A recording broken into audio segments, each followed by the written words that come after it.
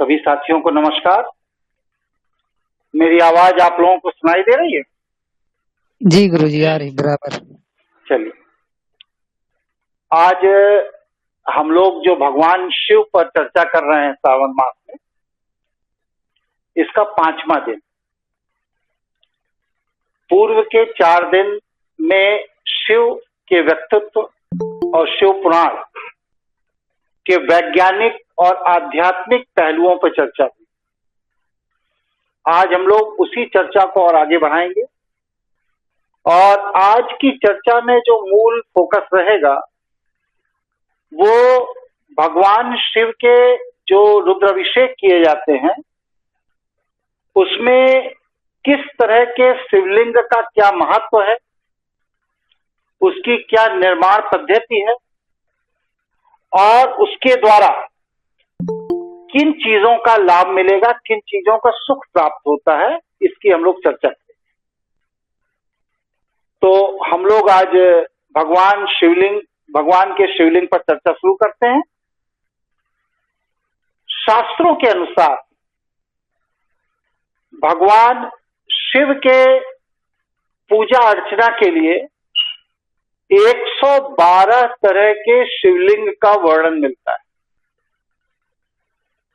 और इन 112 तरह के शिवलिंगों में हर तरह के शिवलिंग की पूजा अर्चना का अलग अलग विधान है, उसके अलग अलग फल है।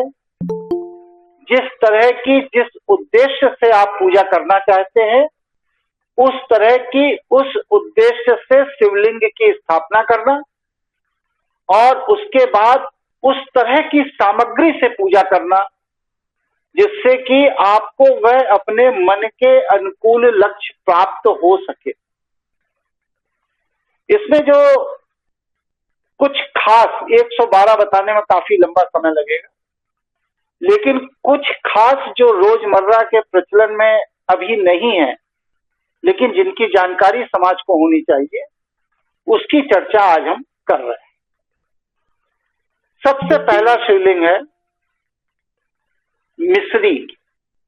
चीनी का प्रयोग कभी भी भगवान शिव की आराधना में नहीं करना चाहिए। लोग पंचामृत बनाने में या मीठा जल बनाने में या दूध को मीठा करने में प्रायः चीनी घोल देते हैं, जबकि मिश्री को पीस करके घोलने का विधान है। इसलिए यदि कोई व्यक्ति किसी ऐसी रोग या समस्या में फंस गया है कि उसके जीने मरने की परिस्थिति पैदा हो गई, दवाइयों ने काम करना बंद कर दिया, डॉक्टर कह रहे हैं कि मेडिकली आदमी रिस्पॉन्ड नहीं कर रहा है, उस स्थिति में उसके रोग के शमन के लिए यदि हम लोग कोई प्रयोग करते हैं तो उस प्रयोग में जिस शिवलिंग की स्थापना की जाती है उस शिवलिंग को मिश्री पीसकर मिलाकर निर्माण किया जाना चाहिए। कुम्हार की चिकनी मिट्टी, उसमें मिश्री पिसी हुई मिलाइए और फिर उस चिकनी मिट्टी को शिवलिंग का आकार दे करके उसमें देसी घी को लगा दीजिए 7 बार। एक बार पहले पूरा लगाइए, फिर वह जब जम जाए तो फिर दोबारा लगाइए, फिर तीसरी बार लगाइए। इस तरह 7 बार लगाना और फिर उसके बाद मीठे दूध के साथ, मतलब दूध में पानी और पानी के साथ मिश्री मिलाकर मीठे दूध के साथ अगर रुद्राभिषेक किया जाता है तो इससे रोगों का शमन होता है, रोग शांत होते हैं, औषधि अपना कार्य आरंभ करती है। इसी तरह अगर किसी के घर में प्रेत बाधा है या बार बार तंत्र का प्रयोग होता है, वशीकरण के प्रभाव में है, उच्चाटन के प्रभाव में है, तो उस स्थिति में अगर शिवलिंग की पूजा की जा रही है तो काली मिर्च, पीपल, बड़ी पीपल और सेंधा नमक, इन तीनों को बराबर मात्रा में पीसकर चिकनी मिट्टी में मिलाकर शिवलिंग बनाकर उसकी पूजा आराधना की जानी चाहिए। 1 मिनट।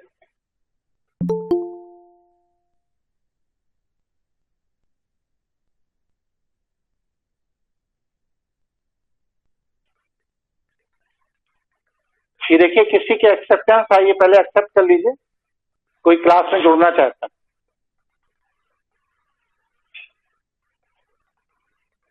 पहले एक्सेप्ट कर लो। लोग समय से आते नहीं है, बात को डिस्टर्ब करते हैं। थोड़ा 2 मिनट पहले आ जाया करिए, डिस्टर्ब ना हो ना। इसी तरह अगर किसी व्यक्ति की भूमि भवन संपत्ति का निर्माण नहीं हो पा रहा, प्रायः ऐसा है कि संसाधन होते हैं लेकिन फिर भी ऐसे ग्रह योग होते हैं कि इंसान चाह के भी भूमि नहीं खरीद पा रहा है, भवन नहीं खरीद पा रहा है। तो उस स्थिति में ये फूलों के रस को निकालकर चिकनी मिट्टी में मिलाकर, 1 मिनट में जरा पानी पी लूं फिर बात करता हूं आपको।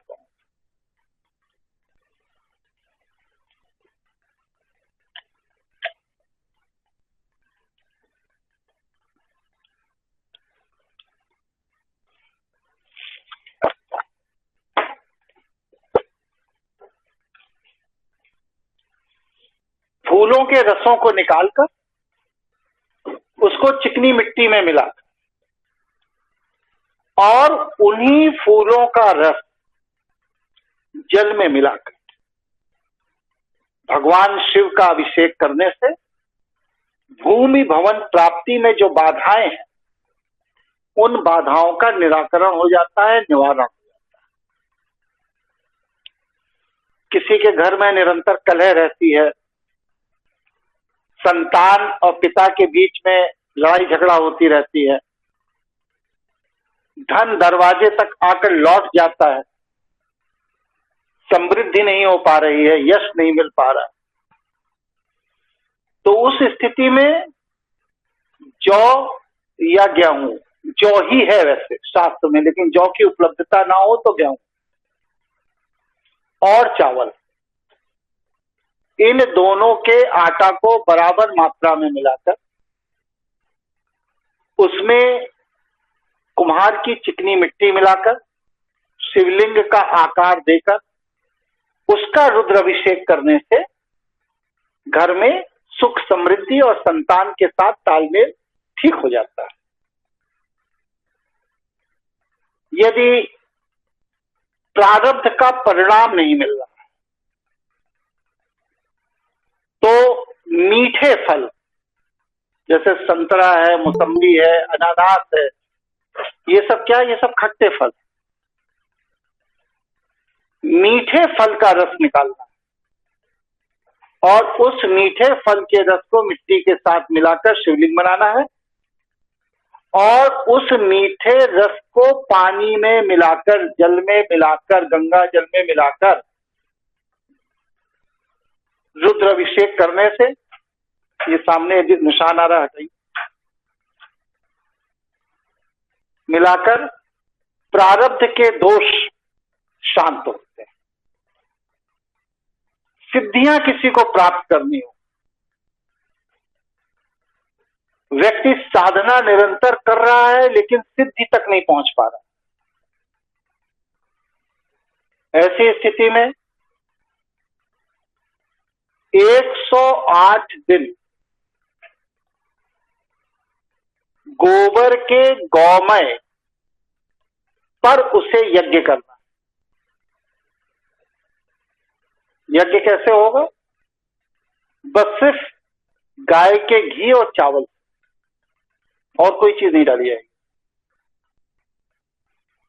और उस 108 दिन तक नित्य यज्ञ करने के बाद उस यज्ञ की भस्म को लेकर शिवलिंग का मिट्टी के साथ निर्माण करें और उसका अभिषेक करें, तो सिद्धि में प्रारब्ध के कारण जो दोष आ रहे हैं, जो बाधाएं आ रही हैं, उनका निराकरण हो जाता है, निवारण। किसी के यहां संतान नहीं हो रही है, संतान होती है मर जाती है, बार बार गर्भपात होता है,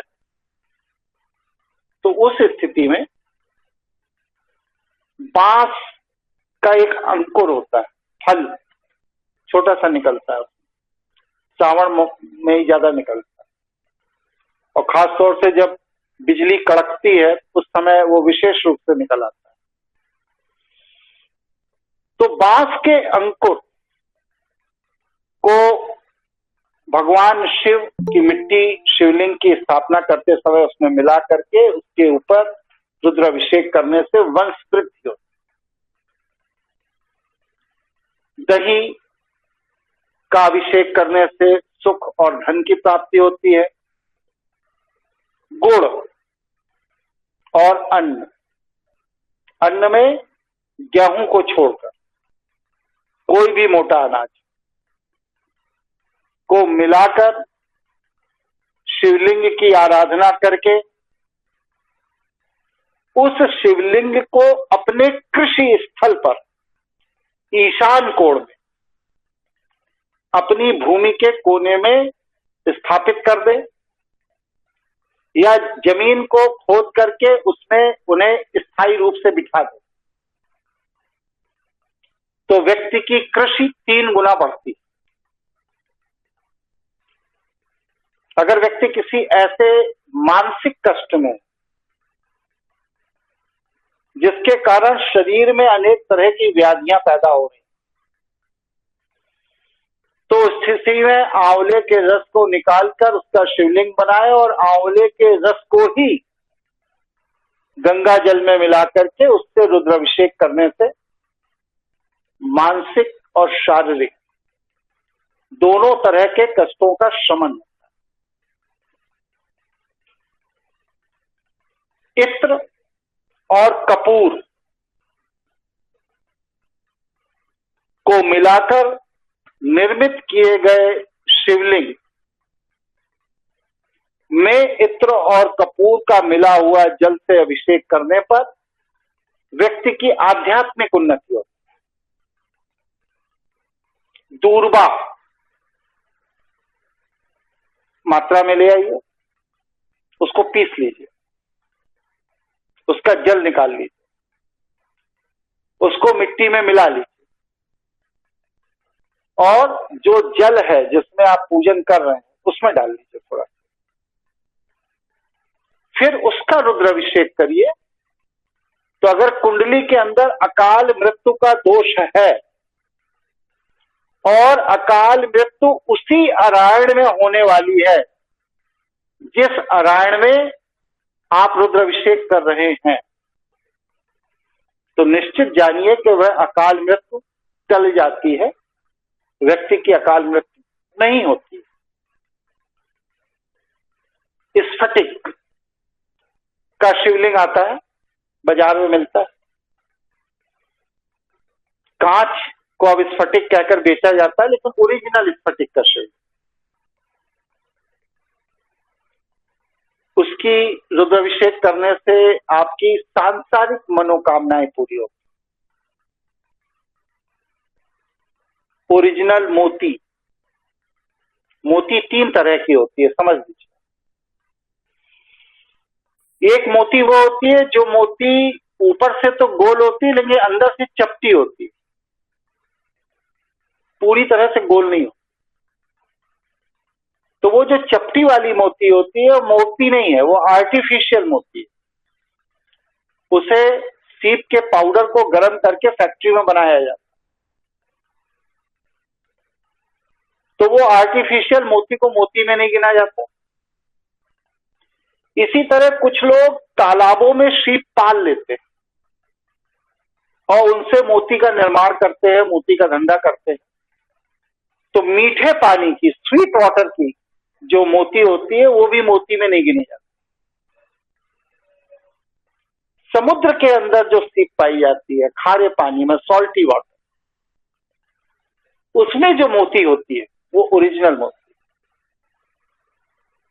उस ओरिजिनल मोती को भगवान शिव के शिवलिंग के ऊपर रख उस पर रुद्राभिषेक करने से सौभाग्य की प्राप्ति, दुर्भाग्य खत्म हो जाता है, संघर्ष जीवन का खत्म हो जाता है। इसी तरह 10 तोला मतलब कि 100 ग्राम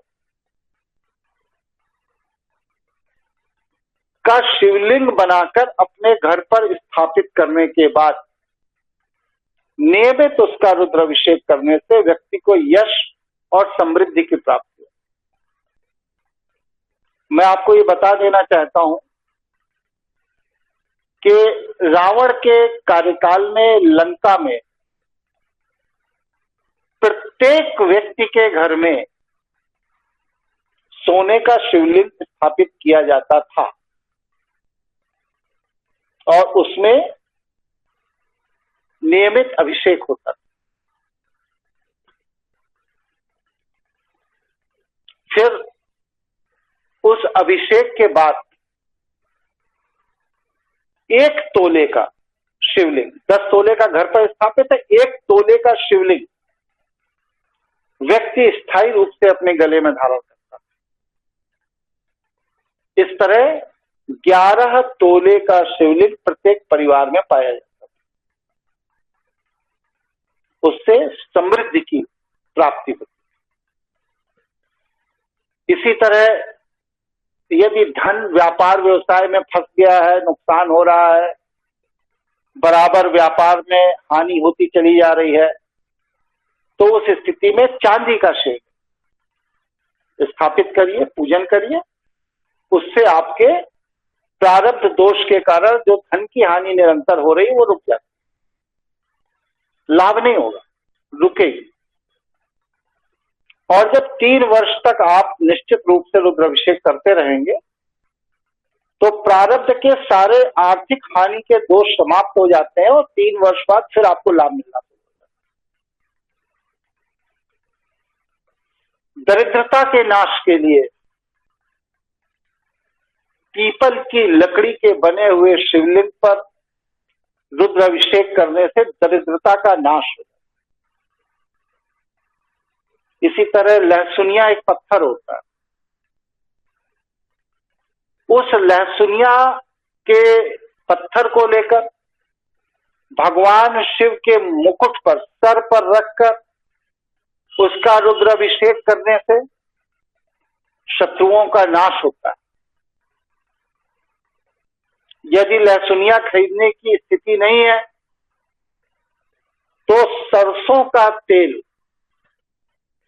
लेकर भगवान शिव का रुद्राभिषेक करने से शत्रु स्वतः छोड़कर भाग जाएगा या उसका नाश हो जाएगा। तो ये ऐसे प्रयोग हैं जिन प्रयोगों को करके, आजमा करके मैं इनके रिजल्ट, इनके परिणामों को देखकर संतुष्ट हूं।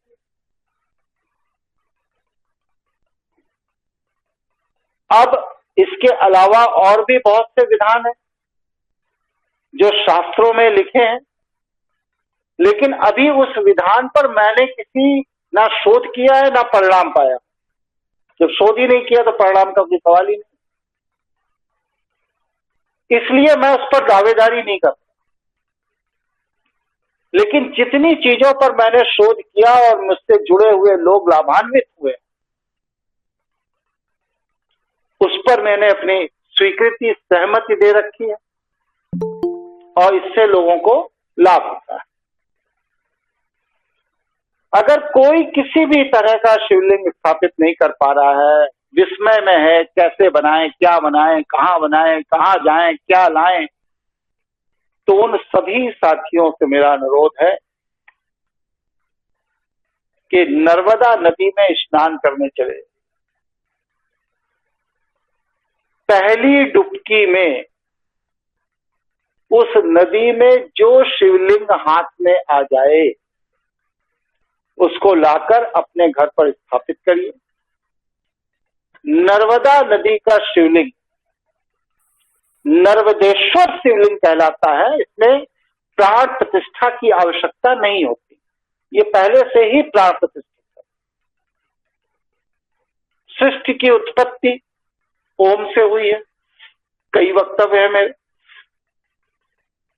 तो ओमकारेश्वर मतलब सृष्टि की उत्पत्ति का जो स्थल है ओमकारेश्वर, वो नर्मदा नदी के तट पर है।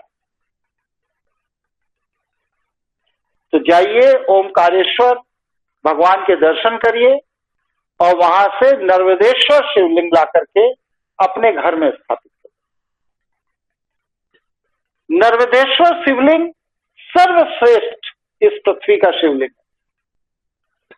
काल, महाकाल, यम, रोग, बंधन, सुख, समृद्धि, वंश की रक्षा, यश की प्राप्ति, सम्मान की वृद्धि, ये सभी कुछ आपको नर्मदेश्वर शिवलिंग से प्राप्त होता है।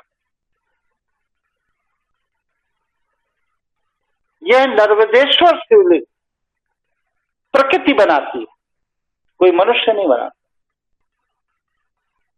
और वहां पर नर्मदा नदी में इस तरह के शिवलिंग की उत्पत्ति और उसको लोगों को ले जाकर के प्राण प्रतिष्ठा के बिना ही घर पर स्थापित करने की परंपरा 6 लाख साल पुरानी है, जो ज्ञात इतिहास। यह शिवलिंग स्वयं में प्राण प्रतिष्ठित, स्वयं सिद्ध है और स्वयं जागृत। रावण जो सबसे बड़ा शैव आचार्य हुआ सृष्टि के इतिहास, देखो स्पीकर ऑन कर बंद करेंगे कौन नहीं, एक तो देर से आते हैं, दो स्पीकर खोल के बैठ जाते। रावण जो सबसे बड़ा शैव आचार्य हुआ, उसने जो समृद्धि प्राप्त की थी, जो यश प्राप्त किया था, और जो मेधावी और योद्धा पुत्र प्राप्त किया था, वो नर्मदेश्वर शिवलिंग की आराधना और स्थापना से ही प्राप्त किया। प्रायः मुझसे पूछा जाता है शिवलिंग कितना बड़ा होना चाहिए, कैसा होना चाहिए। शिवलिंग हमेशा व्यक्ति के अंगूठे की जो साइज होती है, जो आकार है 2.5 से 3 इंच का, इतना बड़ा होना चाहिए। क्योंकि आत्मा जो हमारे मिड ब्रेन में पीनियल ग्लैंड के आगे की तरफ ब्रह्मांड में रहती है, उसकी आकृति भी हमारे अंगूठे की जैसी है। हम आत्म तत्व से मिल रहे हैं, हम ईश्वर से मिल रहे हैं, इसलिए हमारे जो अंगूठे की आकृति है उसी आकार का शिवलिंग ला करके स्थापित करना चाहिए। बहुत बड़ा शिवलिंग बनवाने से यश तो प्राप्त हो जाता है, लेकिन उसका कोई आध्यात्मिक महत्व नहीं। आत्मा और प्राण ऊर्जा ये दोनों अलग अलग चीज। आत्मा को लोग प्राण कहते हैं, लेकिन प्राण और प्राण ऊर्जा ये दोनों अलग अलग चीज। तो आत्मा और प्राण ऊर्जा, ये स्लाइड किसी ने गलत बना दी है। आत्मा और प्राण ऊर्जा, इन दोनों का जो समग्र रूप है वही शिवलिंग का अर्ध नारेश्वर स्वरूप है।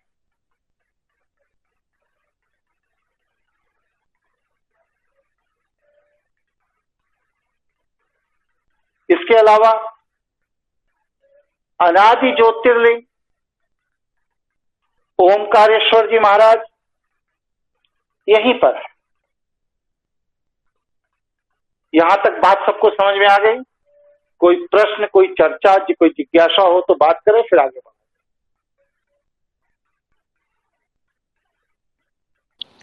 गुरुजी, मेरा एक प्रश्न है। बोलिए। जो आपने शिवलिंग बताए, इनके विधि और मंत्र भी अलग अलग ही होंगे गुरुजी? हाँ, क्योंकि हर एक के विधान और लक्ष्य अलग अलग। जी धन्यवाद। तो आगे बढ़ा जाए, इसका मतलब है ना गुरुजी? बोलिए।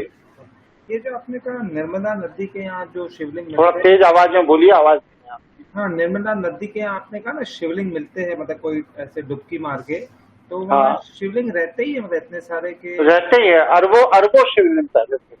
अच्छा अच्छा जी। ये प्रकृति बनाती है, कोई मनुष्य वहां नहीं बनाता। अच्छा ठीक है। अब आगे बढ़ते हम लोग। वैष्णव साधना पद्धति अलग है, मैंने बताया ना, उसमें भौतिक सामग्री की जरूरत होती है। लेकिन शैव साधना पद्धति एकदम अलग है। इसमें किसी भी भौतिक सामग्री की आवश्यकता नहीं होती, और अगर किसी सामग्री की जरूरत है भी तो वह प्राकृतिक सामग्री ही पर्याप्त है। उसके लिए अलग से किसी भौतिक पद्धति से निर्मित सामग्री का प्रयोग करना कोई आवश्यक नहीं। लोग करते हैं। अब तो मैं देखता हूं रुद्राभिषेक के बाद पंडित जी हवन भी करा देते हैं, क्योंकि हवन कराने के बाद दक्षिणा मिलती है। पंडित जी को ही नहीं मालूम है कि रुद्राभिषेक जल से होता है, जल तत्व की आराधना, हवन अग्नि तत्व की आराधना, लेकिन पंडित जी लोग सब गड़बड़ करते हैं। तो जब शैव साधना की जाती है तो ये शैव की पंच साधना पद्धति है सिद्धि प्राप्त करने के लिए। गंभीर बात है, ध्यान से सुन। पंच शैव साधना पद्धति जो पूर्ण कर लेता है वही सिद्धियों को प्राप्त करने का अधिकारी है। अगर उसके पूर्व कोई व्यक्ति कहता है कि मैंने सिद्धि प्राप्त कर ली, तो वह धूर्त है, बेईमान है, ठग है, उसके झांसे में मत आई। अब पंचशैव साधना पद्धति क्या है? ये बहुत संभव है कि पंचशैव साधना पद्धति में आपने इस जन्म में एक साधना पद्धति पूरी की हो, अगली साधना पद्धति अगले चरण में चली गई, इस बीच में आपकी मृत्यु हो गई। तो आपकी मृत्यु हो जाने के बाद वह साधना जो आपने उस जन्म में की है वह आपके चित्त के अंदर सुरक्षित, अगले जन्म में पुनः उसे करने की आवश्यकता नहीं। उसके लक्षण होते हैं कुंडली के अंदर, उसके लक्षण शरीर में प्रकट होते हैं। इसलिए व्यक्ति को जो योग्य गुरु होता है वो देखकर बता देता है कि तुम्हारी साधना किस स्तर तक हो गई है, कितनी बाकी है। इसीलिए गुरु किए जाते। तो जो पंचशैव साधना पद्धति है, इनमें जो हमारे ज्ञानेंद्रियां हैं, कर्मेंद्रियां हैं, उनको सिद्धि के लिए तैयार करने की व्यवस्था है। इसमें सबसे पहले पृथ्वी तत्व की साधना की जाती, लेकिन यहां पर हम थोड़ा क्रम को बदल रहे हैं समझाने के लिए, जिससे कि आप लोग समझ लें विषय। तो यहां पर हम जो शुरू कर रहे हैं वो ध्वनि तत्व से। सबसे पहली साधना ध्वनि साधना। ध्वनि साधना क्या है? आपने किसी घंटे, घड़ियाल, किसी मंदिर में कहीं पर एकांत में जाकर बैठे, और वहां पर उस घंटे घड़ियाल को बजाइए कस के टन। उसके अंदर से जो कंपन और जो वाइब्रेशन पैदा होगा उसको बिना किसी अवरोध के आप अपने अंदर स्वीकार करते चले। और जब आप उसको स्वीकार करते चले जाएंगे तो 1 आवाज, 2 आवाज, 3 आवाज, 11 आवाज, 20 आवाज, 50 आवाज के बाद वह घंटे के वाइब्रेशन के अंदर से आपका संवाद शुरू हो जाएगा। आप प्रश्न करेंगे, वो उत्तर देना शुरू करेगा। तो यह है स्थूल। इसी तरह प्रकृति में जो भी ध्वनि उपलब्ध है, झरने का पानी गिर रहा है, नदी कलकल छल छल बह रही है, बादल गड़गड़ा रहे हैं, बिजली तड़क रही है, पत्थर गिर रहा है, किसी भी तरह की कोई भी ध्वनि जो इस पृथ्वी पर, इस वायुमंडल में, इस आकाश में कहीं भी हो रही है, जब आपको ध्वनि सिद्धि हो जाती है तो उस घटना के होने की पूर्व सूचना मिलने लगती है और उस घटना से आपका संवाद होने लगता है। यह जो संवाद है ध्वनि के साथ, यह आपकी सूक्ष्म कर्णेंद्रियों को जागृत कर देता है। ये जो बाहर कान लटक रहा है ना, इस कान की जरूरत नहीं है। आपके अंदर मस्तिष्क में, मध्य ब्रेन के अंदर भी एक कान, वह जो कान है वह सक्रिय होता है। वह कान नहीं है, ये तो समझिए एक तरह की बैसाखी है जो भगवान ने सभी में लगा के भेज दी। अंदर वाला कान जागृत होता है और जब अंदर वाला कान जागृत होता है तब क्या होता है? तब आपका प्रकृति के साथ संवाद शुरू हो जाता है। होते होते होते होते आप इतना सूक्ष्म हो जाते हैं, जब वह कान आपका सक्रिय हो जाता है तो इतना सूक्ष्म हो जाते हैं कि आप पेड़ से बात कर सकते हैं, पौधे से बात कर सकते हैं, पशु पक्षियों से बात कर सकते हैं, जीव जंतुओं से बात कर सकते हैं। जो भी किसी भी तरह की कोई भी ध्वनि निकाल रहा, किसी भी माध्यम से ध्वनि निकाल रहा, उन सब के साथ आपका संवाद शुरू हो जाता है। हम संवेदना विहीन हैं। प्रकृति प्रतिक्षण हमसे बात कर रही। जैसे कि हमें अंग्रेजी भाषा नहीं आती, तो अंग्रेजी में लिखा हुआ पत्र पढ़ने में हमको लगता है पता नहीं क्या हो रहा है। ये देखिए, इसमें चार्जिंग कम हो रही, क्या है? सुनिए, इसका चार्जर लाइए, इसमें लगता है बैटरी कम हो रही, कू कू कू कर रहा है। अच्छा, तो ये स्थिति बनी रहती है। तो प्रकृति से संवाद करने के लिए, अपने सूक्ष्म कान को एक्टिव करने के लिए ध्वनि तरंग साधना करनी चाहिए। जब यह सूक्ष्म कान आपके जागृत हो जाए तो इस पृथ्वी पर ही नहीं, आसपास ही नहीं, किसी भी ग्रह मंडल के किसी भी ग्रह और नक्षत्र से जहां कहीं भी ध्वनि है, उन सब से आपका संवाद होना शुरू हो जाएगा।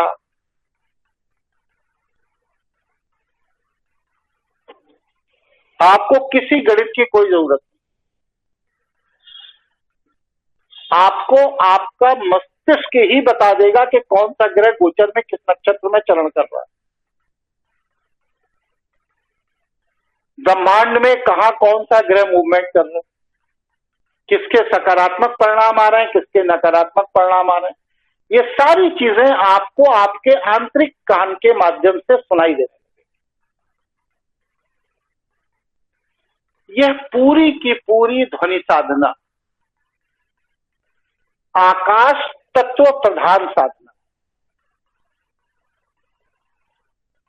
कर्ण पिशाचिनी ऊर्जा इसी साधना से सिद्ध होती है। लोग हमसे कहते हैं कि कर्ण पिशाचिनी कैसे सिद्ध करें। अरे भाई, आप में धैर्य नहीं है, मैं कह देता मैं कराता नहीं, आती नहीं, क्योंकि इस सब को करने में 2-2.5 साल का समय लगता है। और जब 2-2.5 साल का समय आप देना नहीं चाहते हो, आप चाहते हो कि आज साधना शुरू करें, 10 दिन बाद कर्ण पिशाचिनी बोलने लगे, कहां से बोलने लगे? तो इसमें समय लगता है अपने अंदर की इंद्रियों को जागृत करना। लेकिन कर्ण पिशाचिनी साधना की जो बेसिक ऊर्जा है वो ध्वनि साधना यहीं से सिद्ध होती है। यही कर्ण पिशाचिनी आपको भूत भविष्य वर्तमान तीनों बताती है, किसी भी ग्रह किसी भी लोक का बताती है। इसीलिए इसको आकाश तत्व साधना कहा गया। यहां तक कोई प्रश्न, कोई जिज्ञासा किसी का? सर, ये जो कर्ण पिशाचिनी है, इसके बारे में जो मैंने पढ़ा है, सुना है, मतलब कुछ लोगों से मिला हूँ, तो इसमें इसको मेली विद्या भी कहते हैं। ये काफी मतलब मलिन विद्याओं में आती है क्या? फिर से बोलिए, क्या बोला आपने? कौन सी विद्या कहते हैं? मेली विद्या। ये क्या होता है? मतलब इसमें काफी मतलब आदमी को साफ सफाई नहीं रखनी पड़ती है, काफी मतलब नहाना धोना नहीं पड़ता है, ऐसा कुछ 1-1.5 महीने का, जिसमें ये सब नाकारा और अयोग्य टाइप के तांत्रिक लोगों को, जिन्हें कुछ नहीं मालूम है, वो लोग लोगों को साधना पथ पर भड़काने के लिए इस तरह की बातें करते हैं। अंतःकरण को जागृत करने से और बाहर के शरीर को धोने से क्या संबंध? एकदम गलत, झूठ है, निराधार है। आंतरिक कर्मेंद्री और ज्ञानेंद्री को जागृत करने के लिए शरीर की वाह क्रियाओं से कोई लेना देना नहीं। ठीक है जी सर। अब इसी तरह एक गुरुजी, बोलिए। हाँ, मुझे भी कुछ पूछना था। बताइए। क्या ये भी इसी में आता है, कर्ण पिशाचिनी या ये ध्वनि साधना में, कि यदि किसी के मन में कोई बात चल रही होती है तो हमें उसके बारे में पता चल जाता है, जबकि वो हमसे बहुत दूर है? हाँ, ये इसी में आता है जी। कहीं भी ध्वनि किसी भी रूप में, ध्वनि के 7 चरण हैं। मन के अंदर की ध्वनि भी आपको सुनाई देती है। आपकी नसों के अंदर बहने वाले रक्त की आवाज भी आपको सुनाई देगी, अगर आपने ध्वनि साधना कर रखी। इसी तरह रूप साधना है। रूप साधना में क्या है कि आप सब कुछ उसी तरह देख सकते हैं जैसे उस काल में आप जीवित। महाभारत का युद्ध देखना है, रूप साधना करिए, आप उस काल में पहुंच जाएंगे। क्योंकि विश्व में जितनी भी घटनाएं घटी, इस ब्रह्मांड में, विश्व नहीं ब्रह्मांड में जितनी भी घटनाएं घटी, सारी घटनाएं तरंग रूप में सदैव इसी ब्रह्मांड में मौजूद रहती हैं। तो जब हम रूप साधना करते हैं तो हमारा संबंध उन तरंगों से हो जाता है जो उन घटनाओं की साक्षी होती है। ऐसी स्थिति में क्या होता है कि ये जो दृष्ट जगत है, जिसको देखने के लिए भगवान ने 2 आंखें दी, इन आंखों के बिना, इनको बंद करके हम अपने आंतरिक आंख से ठीक उसी तरह संसार को देख सकते हैं जैसे हम वह आंख से देखते हैं। इसका सबसे बड़ा 3 उदाहरण दे रहा हूं। गंभीर है। पहला उदाहरण सूरदास जी महाराज, लोग उन्हें कृष्ण भक्त तो जानते हैं, लेकिन तंत्र में जितने बड़े वो तंत्र के ज्ञाता थे, उनके तंत्र साहित्यों को देखिए, सूर तंत्रम, देखिए तंत्र के वो जितने बड़े ज्ञाता थे, आंख न होने के बाद भी वो भगवान के श्रृंगार के कपड़ों के रंग भी बता देते थे। भगवान मुस्कुरा रहे हैं कि उदास है, ये वो बिना आंख के बता देते। एक बार पुजारियों ने भगवान को बिना वस्त्र के ही मंदिर खोल दिया, ये देखने के लिए कि सूरदास जी कोई कल्पना तो नहीं करते। तो उस दिन के भजन में सूरदास ने कहा कि ये जग कैसा बौराया है, खुद तो वस्त्र पहने और आपको उघारा छोड़ दिए। तो मतलब अंतः चक्षु से वह बाह्य जगत को देख रहे हैं। तो यह अंतः चक्षु से बाह्य जगत को देखना, ये क्या है? ये रूप साधना। इस साधना की सिद्धि हो जाने पर आपको कहीं जाने की जरूरत नहीं है। अपने कमरे में बैठे रहिए, कुर्सी पर बैठे रहिए, पलंग पर बैठे रहिए, लेटे रहिए आराम से। आपकी मानसिक तरंगें जाएंगी और समुद्र की गहराई में देखकर चली आएंगी कि व्हेल मछली इस समय क्या कर। मंगल ग्रह पर, शनि ग्रह पर, प्लूटो ग्रह पर आपकी मानसिक तरंगें जाएंगी और वहां की स्थितियों, सारी चीजें देखकर चली आएंगी क्या हो रहा है। मतलब मेरे कहने का तात्पर्य है कि इस ब्रह्मांड में जो भी सूक्ष्म से सूक्ष्मतम हलचल है और स्थूल से स्थूलतम दृष्टि है, वह तत्व ऊर्जा के माध्यम से हमारी अंतः चक्षु देख लेती है,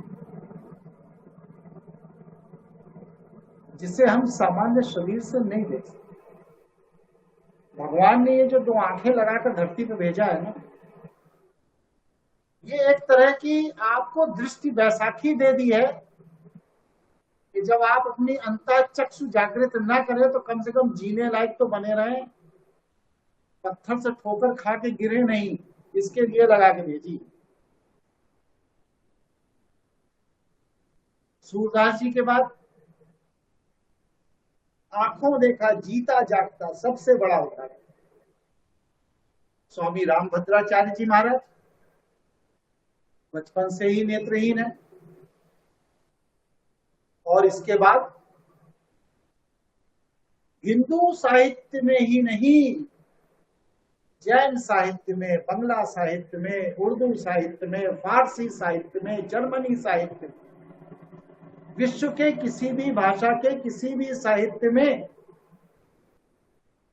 कहाँ क्या लिखा है वो बिना आंख के ही बता देते हैं। ये तो जीवित है ना, चित्रकूट में रहते हैं। आप प्रश्न करो, वो आपको किसी भी तरह के, किसी भी भाषा के, किसी भी साहित्य की कोई भी टिप्पणी अपनी अंतः चक्षु से पढ़कर बता देते। इस रूप साधना के द्वारा भूत, भविष्य, वर्तमान, इन तीनों को जाना जा सकता है। वर्तमान में जो कष्ट हम झेल रहे हैं वह हमारे पूर्व के किन जन्मों के किन कार्यों के कारण ये कष्ट आज हम झेल रहे हैं, ये जाना जा सकता है। और सूक्ष्म रूप में जो भी ऊर्जाएं सृष्टि में कहीं भी हैं, चाहे वो देव ऊर्जा हो, चाहे दैत्य ऊर्जा हो, चाहे दानव ऊर्जा हो, चाहे पूर्वज ऊर्जा हो, चाहे भविष्य में जन्म लेने वाले पितरों की ऊर्जा, कोई भी ऊर्जा, उनका हम इस साधना के बाद साक्षात्कार कर सकते हैं। हमारी भविष्य की 8वीं पीढ़ी क्या होगी, ये हम आज जान सकते हैं। हमें पूर्व में क्या क्या शाप मिले हैं, क्या क्या आशीर्वाद मिले हैं, ये जान सकते। भीष्म पितामह जब वाणों की सैया पर लेट गए तो उन्होंने कृष्ण से यही कहा कि मैंने अपने ज्ञात में ऐसा कोई अपराध नहीं किया कि मुझे इतना भीषण कष्ट मिले। तो भगवान श्री कृष्ण ने उनको दिव्य दृष्टि दी, ऊर्जा दी, जीवनी शक्ति को। तो उन्होंने देखा कि उन्होंने एक तो सांप को उठाकर नागफनी की झाड़ी में फेंक दिया था, तो जिस तरह वो कांटों के ऊपर पड़ा रहा, उसी तरह पितामह को वाणों की सैया पर लेटना पड़ा। तो ये सारी की सारी चीजें इस रूप साधना से जानी जाती। हमारे ऋषियों ने, मुनियों ने, महर्षियों ने कभी किसी गुरुकुल में जाकर कोई ऐसी शिक्षा नहीं, लेकिन उन्हें फिर भी समस्त ज्ञान। तो इसी रूप साधना के द्वारा उन्होंने अपने मस्तिष्क के ज्ञान तंत्र को विकसित किया और वह सारे ज्ञान जो प्रकृति में उपलब्ध हैं, उनको उन्होंने रूप साधना से अपने मस्तिष्क में सिद्ध कर दिया। इसी तरह रस साधना, ये जल तत्व की साधना, स्वाद प्रधान साधना, बिना अन्न जल के व्यक्ति रह सकता है अगर उसने जल तत्व की साधना कर रखी है। देवराहा बाबा ने कर रखी है। कोई भी वस्तु बिना खाए उसका स्वाद पता कर सकता है, प्राप्त कर सकता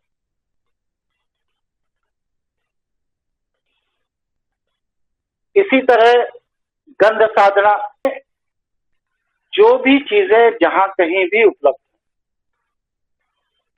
चाहे वह जीवित हो, चाहे मृत हो, चाहे जागृत हो, चाहे अजागृत, चाहे पूर्ण हो, चाहे सूक्ष्म, किसी भी रूप में, हर चीज की एक अपनी निजी गंध है। इंसान के मर जाने के बाद भी लाश के सड़ने पर भी एक गंध निकलती है।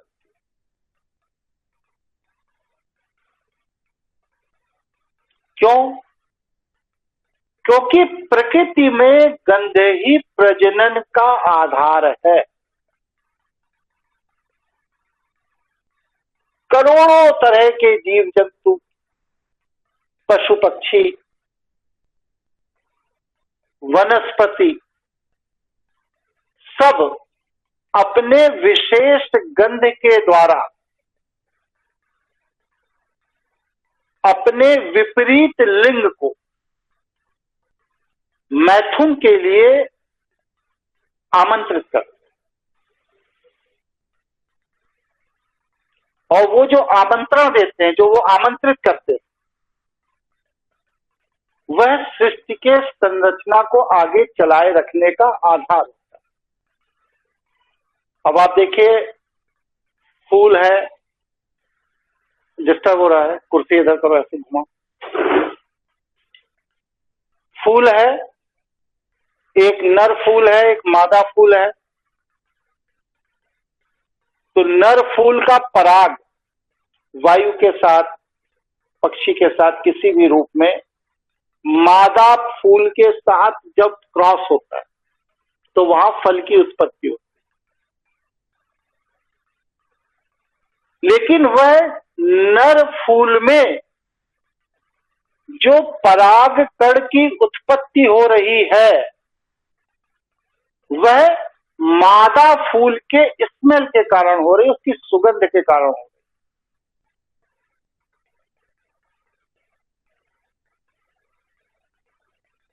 जीव जंतुओं में भी आप देखिए जो क्रॉस होता है, तो फीमेल एक अलग तरह की स्मेल छोड़ती है, मेल एक अलग तरह का स्मेल छोड़ता है। हम लोग उतने संवेदनशील नहीं है, लेकिन हर सूक्ष्म से सूक्ष्म और स्थूल से स्थूल चीजों में पानी की अपनी एक अलग सुगंध होती है। आप तालाब के किनारे बैठ के महसूस करें, झरने पर बैठेंगे, पानी की तासीर, उसकी सुगंध अलग हो जाएगी। प्रत्येक नदी के पानी की अलग अलग सुगंध होती है। यमुना नदी का पानी आप सूंघिए, अलग तरह का होगा, गंगा का अलग तरह का होगा, नर्मदा का अलग तरह का होगा। पत्थरों की स्मेल होती है।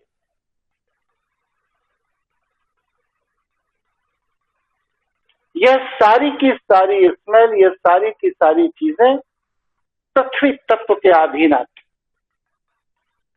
ये हमारी जो नाक है ना, इसके अंदर नासुका पट जो है, जिससे कहते हैं स्मेल आदमी सूंघता, ये व्यर्थ है।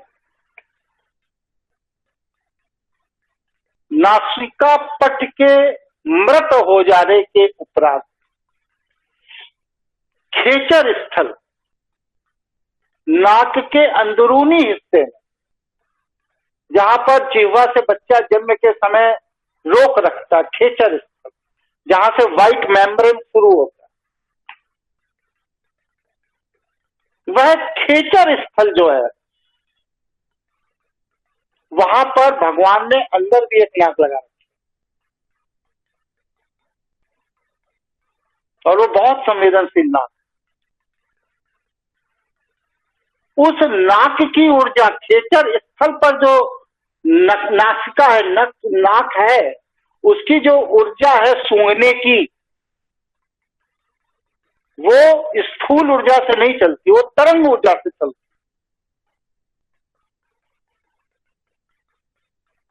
आप चंद्रमा का चिंतन करते,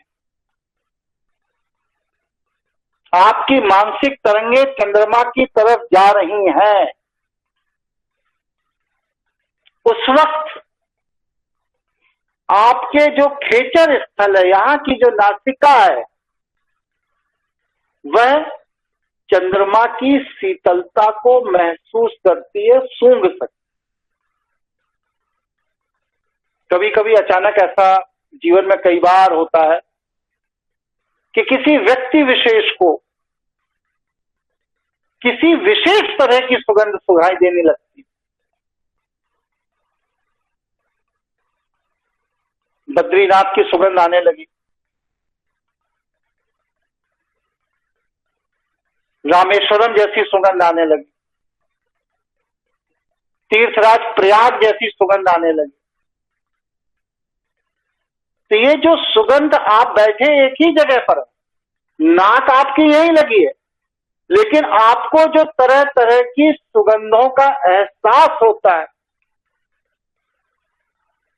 ये खेचर स्थल पर जो नासिका भगवान ने लगाई है व्हाइट मेम्ब्रेन से जोड़ करके, उस नासिका के कारण वह सुगंध आपके पूरे के पूरे मस्तिष्क में वही अनुभूति कराती है जो नाक से सूंघने से।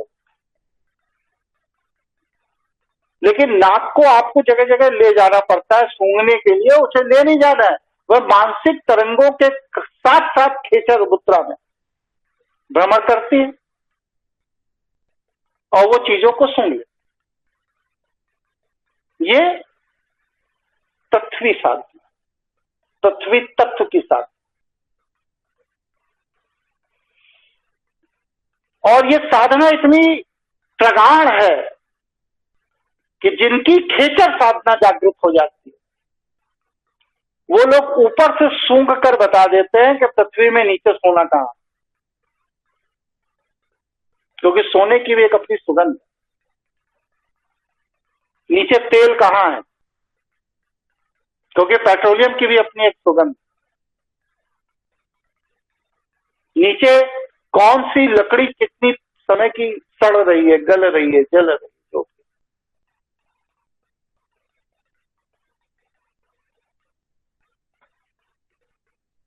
तो ये जो साधना है पृथ्वी तत्व की, यह तरंग के साथ, और इसकी कोई मर्यादा नहीं। इस पृथ्वी के केंद्र के अंदर जाकर के वहां की भी स्मेल को ये महसूस करा सकती, ये शनि ग्रह की स्मेल को महसूस करा सकती, मंगल ग्रह की। आप देखिए ज्योतिष में पढ़ेंगे, जब आप एडवांस कोर्स करेंगे, अभी तो बेसिक कर रहे हैं, जब एडवांस कोर्स करूंगा तो एक एक ग्रह को एक एक महीने, दो दो महीने में पढ़ाऊंगा। बस मंगल पे 2 महीने बस मंगल ग्रह पे प्रवचन चल रहा है। तो हमारे ऋषियों ने, मुनियों ने, मनीषियों ने मंगल ग्रह की सुगंध कैसी है, वहां की मिट्टी कैसी है, वहां पर गुण क्या है, धर्म क्या है, क्या वहां पैदा किया जा सकता है, क्या नहीं पैदा किया जा सकता, मनुष्य वहां पर रह सकता है, नहीं रह सकता, पृथ्वी का कौन कौन सा जीव वहां रह सकता, कौन कौन नहीं रह सकता, इन सारी चीजों की जो हमारे ऋषियों मुनियों ने लेखन किया, उस लेखन के पीछे मूल कारण क्या था, कहां से ये ज्ञान मिला? ये उन्हें पृथ्वी तत्व की साधना, सुगंध साधना।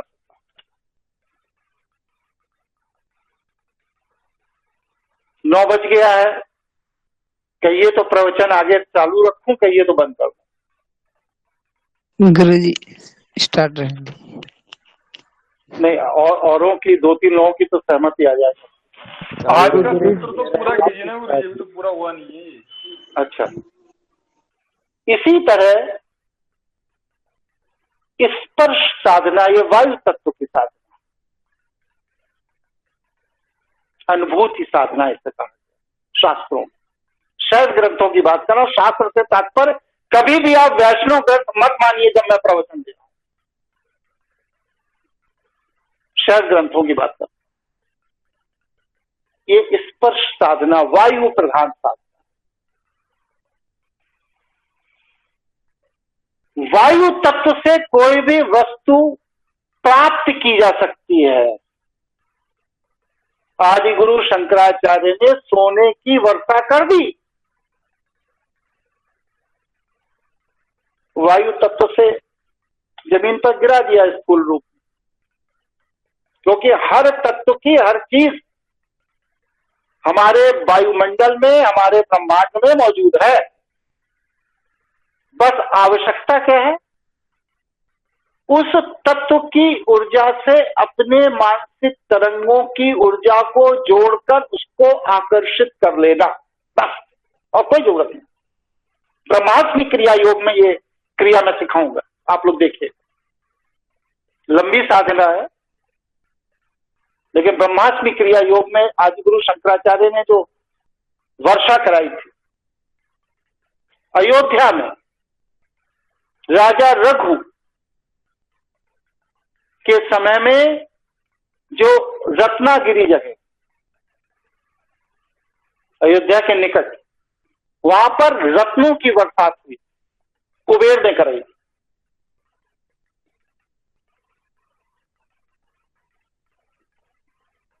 राजा रघु ने अपना सर्वस्व दान कर दिया। एक ब्राह्मण लड़का पहुंचा, कहा मुझे भिक्षा दीजिए, उन्होंने कहा मैं तो दे चुका सब कुछ, कर मुझे इससे क्या लेना देना, मुझे पैसे चाहिए, भिक्षा चाहिए, मुझे गुरु दक्षिणा देनी है। तो राजा रघु ने कुबेर का आह्वान किया और उससे कहा इस ब्राह्मण की आवश्यकता के अनुरूप इसको सामग्री दो, क्योंकि इसे गुरु दक्षिणा देनी है। तो कुबेर ने अयोध्या के निकट रत्नागिरी, रत्नों की बरसात करा, हीरे जवाहरात, मोती, मूंगा सब कुछ बरसने लगे। तो ये यक्षणी साधना, इन रत्नों की जो बरसात होती है, इसको हमारे यहाँ यक्षणी साधना वैष्णव लोगों ने नाम दिया। लेकिन मूलतः ये क्या है? मूलतः ये वायु तत्व की साधना है, वायु से वस्तु को प्राप्त करने की साधना।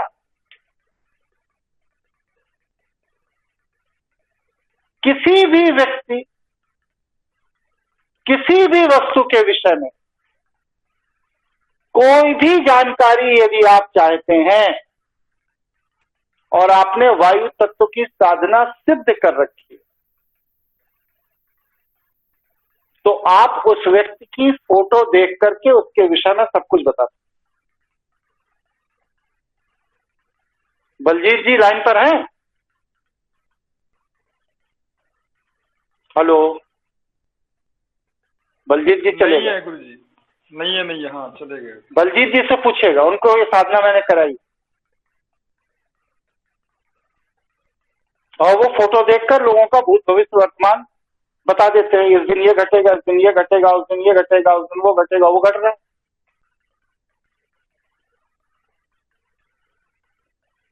तो ये इतना अद्भुत विज्ञान है शैव तंत्र का कि वैष्णव साधक इसके इर्द गिर्द कहीं खड़े नहीं होते, लेकिन वो लोगों को गुरुकुल चलाना है, इसलिए गुरुकुलों में बच्चों को वो प्रशिक्षित करने के लिए छोटी छोटी साधनाओं को ग्रंथ रूप में प्रशिक्षण दिया करते थे। आज वही संस्कृत के लिखे हुए ग्रंथों में हम लोग उलझे हुए, जबकि शैव तंत्र उससे बहुत आगे, बहुत आगे। शैव तंत्र के सबसे बड़े आचार्य का नाम गोरखनाथ जी महाराज, जिन्होंने शावर तंत्र की स्थापना की। 112 पद्धतियां उन्होंने शैव तंत्र की जागृत की, लोगों को अवगत कराया। गोरखपुर, जहां से हमारे यहाँ के मुख्यमंत्री हैं, गोरक्षधाम पीठ उन्हीं की स्थापित की हुई पीठ है।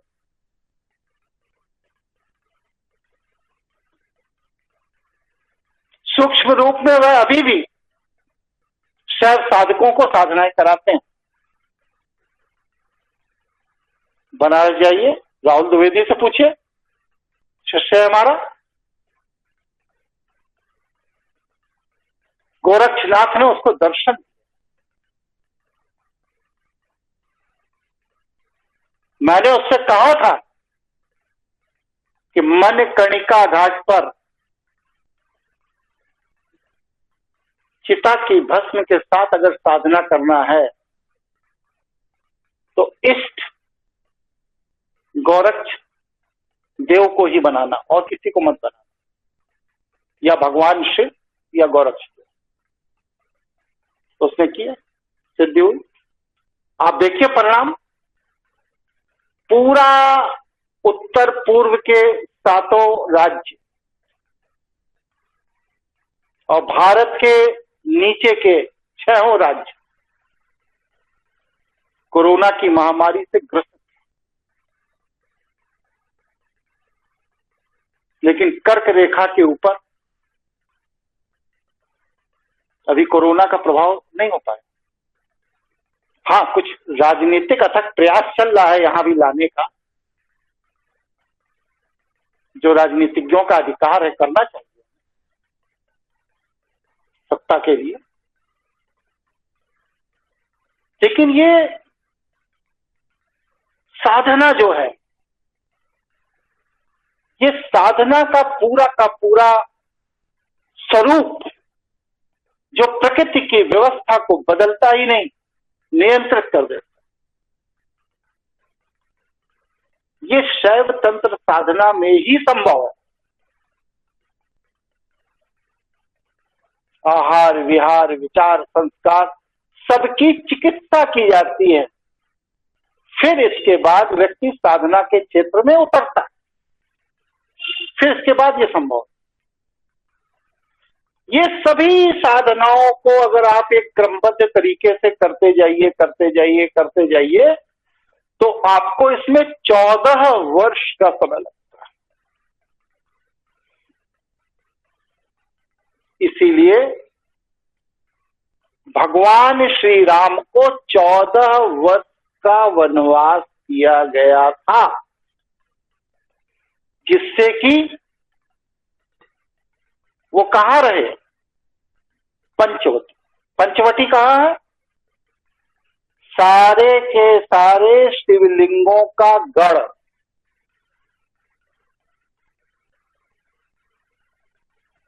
पंच तत्व की 5 शिवलिंग जो ज्योतिर्लिंग है वह पंचवटी के इर्द गिर्द। और उन्होंने 10 वर्ष तक वहां पर साधना की। अंतिम साधना वो पूर्ण नहीं कर पाए। और उसी का परिणाम क्या हुआ कि युद्ध के बाद वो इतना हाई डिप्रेशन में चले गए कि उसका परिणाम यह हुआ कि अंततः उन्हें सरजू नदी में जल समाधि लेनी पड़ी, क्योंकि पंचम साधना पूर्ण नहीं कर पाए। 4 साधनाएं कर ली तभी वो रावण को मार पाए। योग वशिष्ठ, श्रीमद् भगवत गीता पर इतनी चर्चा होती है। अरे बच्चा ग्रंथ है श्रीमद् भगवत गीता।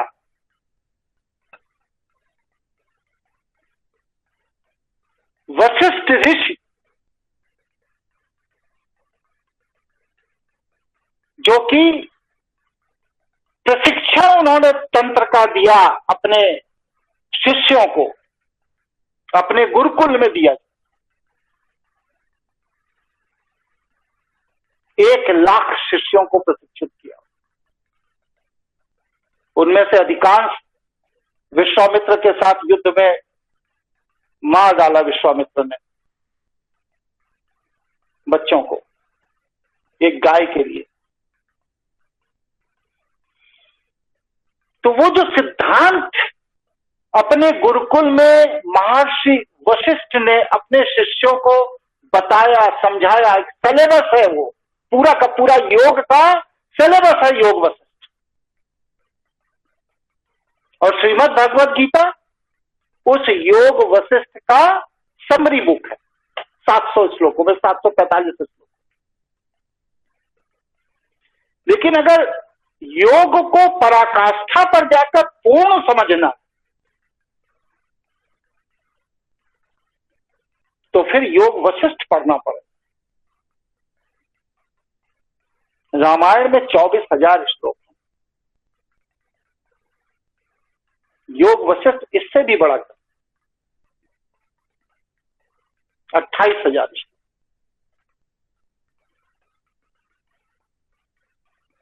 तो ये जो साधनाएं हैं, लोग कहते हैं ये सिद्धि मिल जाए, वो मिल जाए, ये गुरुजी ये चमत्कार कर दे, वो चमत्कार कर दे। ये ऐसी चीज नहीं है कि आप तुरंत कोई हाथ मारे और तुरंत कुछ घट जाए, तुरंत कुछ हो जाए। नहीं, ऐसा नहीं है। बहुत गहन, बहुत गंभीर। और इसमें यदि एक भी स्टेप ओवरलैप कर गए, आगे बढ़ गए, तो चीजें होंगी। जितना आपने दांव पेच सीख लिया वो होगा, इसमें संदेह नहीं है। लेकिन जितना ओवरलैप कर गए हैं, जितना आपने क्रम को छोड़ दिया है, उसके जो दुष्परिणाम होंगे वो आपको भोगने भी पड़े। लक्ष्मण की साधना में मन कम लगता, इसीलिए उसको शक्तिमान लगा। अग्नि तत्व की साधना उससे कम, इसीलिए शक्तिवान उसके सीने में समा गया। तो ये बहुत छोटी छोटी चीजें हैं जिनका वर्णन सामान्यतः सामान्य स्थूल ग्रंथों में नहीं मिलता। लेकिन आप जब सूक्ष्म ग्रंथों में प्रवेश करेंगे तो आपको पता चलेगा कि शैव पंचतत्व साधना जो है, यह विश्व के सभी तंत्र और साधना का आधार है, जनक है। यहीं से सब कुछ निकल के गया है। चाहे बौद्ध धर्म की हो, चाहे जैनियों की शुक्ल साधना हो, बौद्धों की विपස්සना साधना हो। इस दुनिया में जहां जो भी साधना किसी भी धर्म, किसी भी पंथ, किसी भी संप्रदाय में की जाती है, तो वह शैव पंचतत्व साधना के अंश से ही निकली है, इसी से स्वरूप निकला। वही 112 पद्धतियां जो शैवों की साधना की हैं, उन्हीं में से किसी एक स्वरूप को पकड़कर एक धर्म ने अपने यहां अपना किया। लेकिन समग्रता की बात अगर की जाएगी तो वो शैव साधना पद्धति है, और इसके मुख्य आचार्य दत्तात्रेय, और फिर इसके बाद आधुनिकतम मुख्य आचार्य गोरक्षनाथ जी महाराज। 24 गुरु दत्तात्रेय ने बनाए। आदमी एक गुरु से ही परेशान, हम तो चेले बनाते ही नहीं।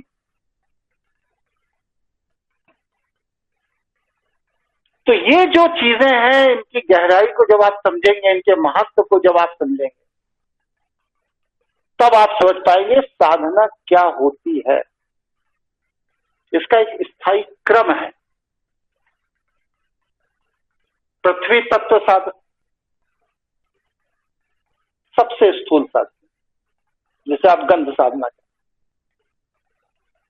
फिर जल तत्व साधना, फिर अग्नि तत्व साधना, फिर वायु तत्व साधना, और फिर आकाश तत्व। 14 वर्ष का समय इन सभी साधनाओं को पूर्ण रूप से सीखने में लगता है। ये सभी साधनाएं स्थूल से व्यक्ति को क्रमबद्ध तरीके से धीरे धीरे धीरे धीरे सूक्ष्म से सूक्ष्मतम करती चली जाती हैं। और जब ये साधनाओं में सिद्धि प्राप्त कर लेता है व्यक्ति, स्थूल से सूक्ष्म और सूक्ष्म से सूक्ष्मतम सिद्धि प्राप्त कर लेता है, तो वह ब्रह्म हो जाता है।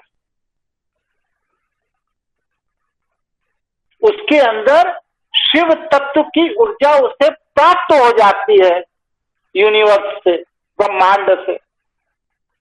फिर वह पंच तत्वों को अपने तरीके से नियंत्रित और निर्मित करने का सामर्थ्य पैदा कर लेता है। जैसे विश्वामित्र ने कर लिया, और उन्होंने सत्यव्रत को जब इंद्र ने भगा दिया स्वर्ग, तो उन्होंने कहा कि मैं पृथ्वी पर एक दूसरा स्वर्ग बना दूंगा, क्योंकि मुझे ब्रह्म तत्व प्राप्त है। और उन्होंने दूसरे स्वर्ग को बनाने की शुरुआत कर दी। 84 चीजों का निर्माण किया, 127 वस्तुएं बनी। तब देवता घबरा गए। उन्होंने इनकी कामुकता को प्रकट किया, मेनका को भेजा, और ये साधना पथ से भटक गए, और शकुंतला का जन्म। तो यह जो ऊर्जाएं हैं, इतिहास में हजारों प्रमाण है कि ऊर्जाएं काम करती हैं। हम लोग अपने निजी व्यक्तिगत जीवन में देखते हैं कि ऊर्जाएं काम कर रही हैं। हमारे साथ के जैसे राहुल जी हैं, बनारस में साधना करते, बलजीत भी हैं, नए नए साधक हुए हैं, साधना कर रहे हैं। मनीष अग्रवाल जी हैं, ये भी साधना कर रहे हैं काफी लंबे समय से। एक आयुर्वेदाचार्य हैं अजय जी, वो धन्वंतरी साधना में लगे हुए। उन्होंने एक ऐसा प्रास बनाया, एक ऐसी चीज बनाई है, अद्भुत परिणाम आ रहे हैं उसके। बच्चों में जो एकाग्रता नहीं बनती, बच्चों को जो वीकनेस है, आज समय बौद्धिक कमजोरी, उसके लिए उन्होंने एक प्रास बनाया, चमन प्रास की तरह है वो, कुछ जड़ी बूटियों का सम्मिश्रण वगैरह करके उन्होंने बनाया। गजब के परिणाम, जिसको भेज रहा हूं वही, वाह क्या बात है। बच्चों को 25 से 30 दिन में बौद्धिक स्वरूप ही बदल जा रहा है। गजब का लाभ दिखाई दे। तो ये क्या, ये धन्वंतरी साधना का परिणाम अजय जी की। तो ये जो साधनाएं हैं, ये जो ऊर्जाएं हैं, इनको हल्के में मत लीजिए।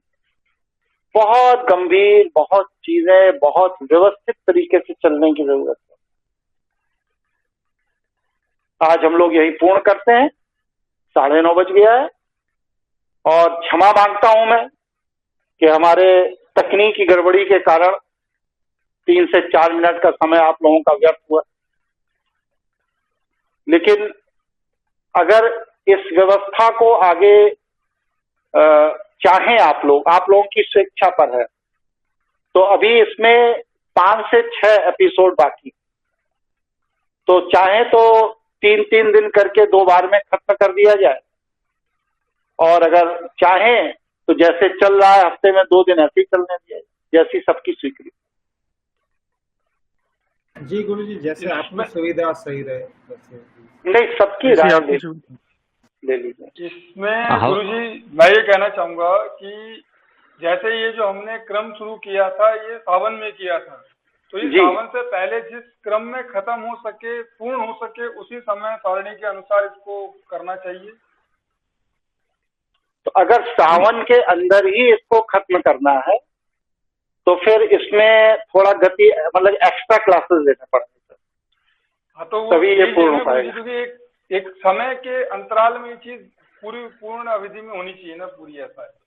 और अभी क्लासेस एक्स्ट्रा, हाँ, अभी 20 तारीख को महात्मा रावण का जन्म दिवस थी, उसकी पूर्व संध्या पर मंदोदरी तंत्र पर, मंदोदरी संहिता पर मैं अपना व्याख्यान देना चाहूंगा, क्योंकि मंदोदरी संहिता जो रावण और मंदोदरी के बीच का संवाद है, जैसे शिव पार्वती के मध्य का संवाद, तो रावण और मंदोदरी के मध्य का जो संवाद है उसे मंदोदरी ने लोकगीत, तमिल लोकगीतों के माध्यम से संग्रहित किया था। चलन में नहीं है ये ग्रंथ, वैष्णव लोग इसकी नफरत करते हैं, लेकिन अद्भुत ग्रंथ है ये। इसके महात्म्य, इसके रूप स्वरूप पर अगर सबकी राय बनेगी, सबकी इच्छा होगी, तो रावण मंदोदरी संवाद पर जो मंदोदरी संहिता है उस पर भी हम एक बार आप लोगों के साथ चर्चा करें।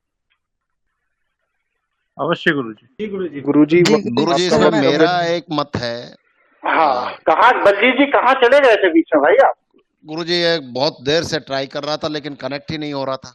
चलिए कोई बात नहीं, हाँ बताइए क्या मेरा मत ये है, जैसे मैं सुशील जी से सहमत नहीं हूँ एक मत में, क्षमा चाहूंगा, कि जो क्रम आपने शुरू किया है ये बहुत विस्तार से बताया जा सकता है, इसको सूक्ष्मता से बताया ही नहीं जा सकता जी। तो जैसे चल रहा है इसको इसी तरह से व्याख्यात किया जा सकता है, और इसको भी आप बहुत सरल शब्दों में, फिर भी इतना समय ले लेता है, तो श्रावण की बात नहीं है, अगर ये उसको क्रॉस भी करता है तो इसको चलने दिया जाए, ये निवेदन है।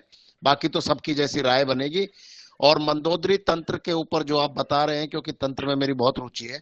दूसरा मैं ये कह रहा हूँ गुरुजी, मैंने बहुत चिंतन किया, मैंने आपके मार्गदर्शन में, भगवान राम का ऐसा कोई मुझे ऐसा चीज नहीं दिखाई जिससे देकर कोई व्यक्ति लाभान्वित हो सके, लेकिन रावण महाराज ने ऐसी हजारों चीजें हैं जिससे व्यक्ति अपने इस जन्म से और उस जन्म तक लाभान्वित हो सकता है। बलजीत जी, इस विषय पर अपना अपना मंतव्य अलग हो सकता है, हर व्यक्ति की दृष्टि अलग है, उद्देश्य अलग है, जीवन में पहुंचने का लक्ष्य अलग है। तो किसी के लिए राम भी आदर्श हो सकते हैं, किसी के लिए कृष्ण हो सकते हैं, किसी के लिए गौतम बुद्ध हो सकते हैं, किसी के लिए महावीर जैन हो सकते हैं, किसी के लिए जूजस हो सकते हैं, कोई भी हो सकते हैं।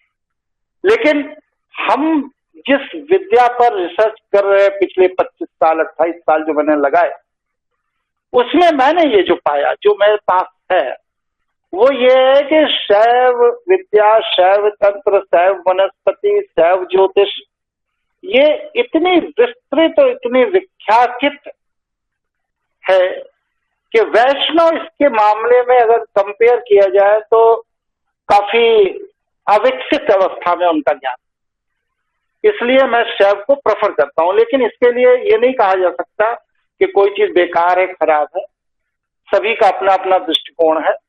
मैं आपको इसलिए तलाश रहा था बलजीत जी कि जैसे मैंने आपको जो कुछ साधनाएं सिखाई हैं, उनसे रूप साधना में अब आप व्यक्ति की फोटो देख करके जो प्रोडक्शंस कर रहे हैं, इसमें कुछ अनुभव अपना लोगों के समक्ष रखिए 2-3, जिससे कि लोग समझ सकें कि कितने कम समय की साधना में किस गहराई में जाने से क्या उपलब्धि आपने आज तक प्राप्त। जी गुरुजी, मैंने जब साधना शुरू की थी तो गुरुजी ने मुझे कुछ तंत्र की साधना बताई थी, सरलता से शुरू की थी, यानी जो मेरे व्यक्तित्व को देखते हुए, और बहुत, क्योंकि शिष्य नहीं बनाते हैं तो बहुत मुझे परिश्रम करना पड़ा, लेकिन पहली बार मैं ये जान गया था कि जरूर इनके पास अद्भुत चीज है। खैर वो तो आप सब जानते हैं, लेकिन उसके बाद जब गुरुजी ने मुझे कुछ शक्तिपात किया और दीक्षित करने के बाद जो साधना मुझे बताई और ध्यान की जो पद्धति मुझे, क्योंकि ध्यान में डायरेक्ट उन्होंने मुझे बैठना सिखाया, तो आज ये होता है, मैं नहीं जानता हूं ये कैसे होता है, ये गुरुजी ही इसको बता सकते हैं, कि जिस व्यक्ति का भी चित्र होता है मैं उसके बारे में जो प्रेडिक्ट करता हूं, और जब कुंडली से थोड़ा जितना मैं जानता हूं गुरुजी के मार्गदर्शन में, वो ग्रह उसी तरह के मिलते हैं। मैं ये बता देता हूं इस पर राहु से प्रभावित ये व्यक्ति है, या केतु से प्रभावित है ये व्यक्ति, या इसका बृहस्पति अच्छा नहीं है, ये मैं बता देता हूं, लेकिन कैसे बता देता हूं ये मुझे भी नहीं पता। और दूसरी बात, उसके भविष्य के बारे में जो मैं करता हूं, कई बार मैंने गुरुजी से, क्योंकि महत्वपूर्ण व्यक्ति कोई होता है तो मैं एक बार रिकन्फर्म करता हूं, तो गुरुजी बताते हैं हाँ 100% यही है। तो इन्हीं के चरणों में और भगवान श्री कृष्ण के चरणों पे मैं उसको विनम्रता से समर्पित कर देता हूं, लेकिन हाँ उसके भविष्य के पूरे चरण तक को बता दिया जा सकता है, और बताया है मैंने गुरुजी के मार्गदर्शन में। बस बहुत अच्छा। और ऐसे कभी किसी मौके पर राहुल जी को भी जोड़ूंगा, वैसे भी जुड़ते उड़ते नहीं है, मौजी मस्ती वाले आदमी है, लेकिन उनको जोड़ूंगा। और उन्होंने भी जो साधनाओं में सिद्धियां प्राप्त की, जो चीजें प्राप्त की, ब्रह्मास्मि क्रिया योग पर उस व्यक्ति ने वैज्ञानिक दृष्टि से जैसे उसको समझा और उस मार्ग पर वो व्यक्ति चला, उससे जो परिवर्तन साक्षात दिखाई देते हैं वो अद्भुत। तो कभी राहुल जी को जोड़ूंगा मैं आप लोगों से। और अपने सभी परिवार है, सभी लोग हैं, मैं तो कहता हूँ ईश्वर ने जो मुझे गॉड गिफ्ट दी है, इसमें अगर 10 विधाएं हैं तो सब लोग एक एक विधा पकड़ के बहुत दूर तक चले जाइए, स्थापित करिए। 112 शाखाएं तो है ही शैव तंत्र में, 112 लोग तो आगे बढ़ ही सकते हैं, फिर इसके आगे जितने बढ़ सकते हैं और अच्छा है और बढ़िया है। तो इसमें आप लोग आगे बढ़े, आपका उज्जवल भविष्य हो, और ज्ञान की उस पराकाष्ठा को आप लोग प्राप्त करें जो भगवान शिव ने पार्वती के साथ संवाद में बताया कि शैव तंत्र के उपासक की मानसिक स्थिति क्या हो जाती है, वह स्थिति को प्राप्त करें। ग्रह गोचर को कैसे गति बदल दी जाती है, युग बदल दिया जाता है, जैसे सतयुग है, सतयुग के बाद द्वापर है, द्वापर के बाद त्रेता है, त्रेता के बाद कलयुग है। चतुर्युगी व्यवस्था यही है। लेकिन वशिष्ठ ऋषि वर्तमान चतुर्युग में सतयुग के बाद द्वापर नहीं आने दिया, त्रेता लेकर आ गए। राम को पहले पैदा होना पड़ा, फिर कृष्ण पैदा हुए द्वापर, जबकि व्यवस्था के तहत सतयुग के बाद द्वापर आना था और उसमें कृष्ण को पहले पैदा होना, राम और रावण को बाद में पैदा होना। लेकिन तरंगों में जो उन्होंने परिवर्तन किया ब्रह्मांड की ऊर्जा में, उसका परिणाम यह हुआ कि वर्तमान चतुर्युग में काल को अपनी गति बदलनी, यह काल परिवर्तन जो संभव है, यह ब्रह्मास्त्र क्रिया योग से संभव है। इस तरह की बहुत सी चीजें हैं। ईश्वर ने जितना ज्ञान मुझे दिया है, जो मैंने अपने गुरु के सानिध्य में सीखा 28 साल उनकी सेवा करके, और उसके बाद जब उन्होंने शरीर छोड़ दिया तो उनके सारे साहित्यों को इकट्ठा करके मैंने अध्ययन करना शुरू किया। जो मार्गदर्शन उन्होंने दिए थे उनको आगे बढ़ाया और विकसित किया, बाहर से और साहित्य खरीदे, मंगाए, और जो मैं समझ पाया, हो सकता है कि समुद्र में 1-2 बाल्टी ही समझ पाया हूं, लेकिन जो मैं समझ पाया, उस समझ के हिसाब से मैं ये समझता हूं कि तंत्र ही एक ऐसी विधा है जो मनुष्य को संपूर्ण बनाती। इसलिए आप लोग साधनाएं करिए और अपने जीवन को उन्नत करिए, आगे बढ़िए, भौतिक सुख के साथ अपने को मानसिक रूप से विकसित करिए, क्योंकि आने वाला बौद्धिक युद्ध जो तकनीकी और बुद्धि से लड़ा जाएगा, उसमें बस सिर्फ तंत्र ही आपकी रक्षा कर सकेगा और कोई नहीं कर सकता। कोई गोली बम बारूद पुलिस प्रशासन कोई रक्षा नहीं कर सकता। आपकी अपनी बौद्धिक ऊर्जा ही आपको बचा सकेगी। इसी के साथ सभी साथियों को प्रवचन सुनने के लिए बहुत बहुत धन्यवाद। तो राय सबकी ये बनी कि कल ना रख करके परसों जैसे क्रम चल रहा था हफ्ते में 2 दिन वही रखा जाए, ऐसा बन रहा है सबकी। मैं एक चीज जोड़ना चाह रहा था सर, जैसे सावन के आपने शिव जी का है तो सोमवार के दिन क्लास नहीं रखी, तो कम से कम अब ये एक तो सोमवार जो है इनमें सोमवार के दिन अगर रखी जाए तो सोमवार को रखने से क्या लाभ होगा ये बताइए। शिव का है, सावन के सोमवार की बात करते हैं तो शिव जी का जब चल रहा है तो शिव जी ने तो कहीं नहीं कहा कि मेरे क्लासेस सोमवार को ही लिया करिए। हमें तो अभी तक किसी पुराण में नहीं मिला, क्योंकि दिवस निर्माण जो है ये वैष्णव की देन, शैव ग्रंथों में इसका वर्णन ही नहीं। इसीलिए आप देखिए पुराने जितने भी ग्रंथों को उठा के देख लीजिए, रामायण आप पढ़ी होगी, आप बता दीजिए राम का जन्म किस तिथि को हुआ था ये तो मिल जाता है, किस नक्षत्र में हुआ ये भी मिल जाता है, लेकिन किस दिन हुआ, दिवस क्या था, सोमवार था, मंगलवार था, बुधवार था, इसका वर्णन कहां मिलता? किसी भी धर्म ग्रंथ में कहीं भी दिवस का वर्णन नहीं है। ये यूनानी पद्धति है, सोमवार मंगलवार बुधवार जो करते हैं ये यूनानी ज्योतिष का अंश है जिसे हमने स्वीकार कर लिया और फिर उसको अलग अलग देवी देवताओं से जोड़ दिया। समझ रहे हैं संजय जी? जी ज्योतिष में आप नहीं जुड़े हैं क्या?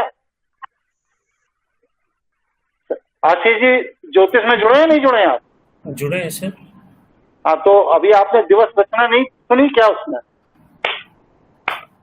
चलिए हाँ बताइए, और कोई साथी कुछ कह रहे थे? गुरुजी प्रणाम। बोलिए। गुरुजी एक आग्रह है आपसे कि जैसे बलजीत भैया ने कहा कि आपका वक्तव्य में चाहे जितना समय लग जाए विश्लेषण में और चाहे जितना समय लग जाए हम सुनने के लिए मतलब तैयार हैं, वक्तव्य चाहे जितना लंबा हो उससे फर्क नहीं पड़ता है। चलिए बस इतना ही। ठीक है, जितना मुझे ज्ञान और सामर्थ्य है, जब तक आप लोगों में धैर्य है तब तक वक्तव्य चलता रहेगा, क्योंकि ये तो शिव तंत्र तो एक ऐसा विषय है कि इसमें 5-7 साल भी अगर मैं हफ्ते में 2 दिन बोलता रहूं तो आप लोग सुनते रहें। बहुत विस्तृत विषय। चलिए सभी साथियों को नमस्कार। तकनीक में थोड़ी त्रुटि हुई, इसके लिए क्षमा प्रार्थना। प्रणाम। प्रणाम।